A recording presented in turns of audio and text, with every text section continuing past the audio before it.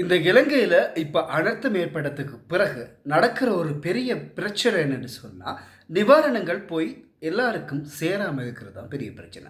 இது உண்மையில ஒரு மோசடி அப்படின்னு கூட சொல்லலாம். என்னன்னு சொன்னா, சுனாமி காலத்திலயும் இப்படியான மோசடிகள்லாம் நடந்துச்சு. எப்படி அப்படி என்று சொன்னால், அதாவது சுனாமியால கடல் தண்ணி வந்து சும்மா ஒரு பாதத்த நனைச்சிட்டு போற அளவுக்கு தண்ணி விட்ட வந்துட்டு போயிருக்கும்.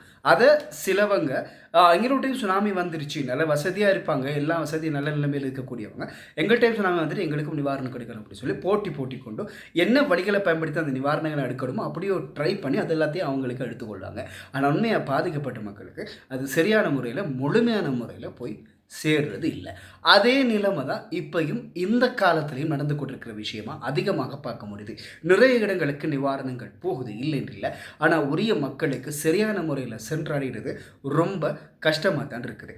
எனவே நிவாரணம் கொடுக்கக்கூடியவங்க முடிஞ்ச அளவு நேரடியாக போய் அந்த மக்களோட கையில் ஒப்படைக்கிறதுக்கு ட்ரை பண்ணுங்கள். என்னென்னு சொன்னால், நீங்கள் யாரையும் நம்பி கொடுத்துட்டு வாரீங்க இல்லைன்னு சொல்லலை, ஆனால் கொடுத்துட்டு வாரது அவங்கள சரியாக போய் சேர்ந்துச்சுன்னா நல்ல விஷயம், பிரச்சனை இல்லை. ஆனால் அது ரொம்ப குறைவாக இருக்கிறதா பல இடங்கள்லேருந்து தகவல் கிடைக்கக்கூடியதாக இருக்குது. ஸோ உதவி செய்யக்கூடியவங்க மீண்டும் சொல்லிக்கொள்கிறேன், உங்களால் முடியுமாக இருந்தால் பாதிக்கப்பட்ட அந்த பகுதிக்கு போய் நீங்கள் 10 குடும்பத்துக்கு உதவி செஞ்சாலும் சரி, 2 குடும்பத்துக்கு உதவி செஞ்சாலும் அது உங்களுடைய உதவிகளாக அவங்க உரியவங்களுக்கு போய் சேர்ந்துச்சுன்னா அது ரொம்ப சந்தோஷமாக இருக்கும்.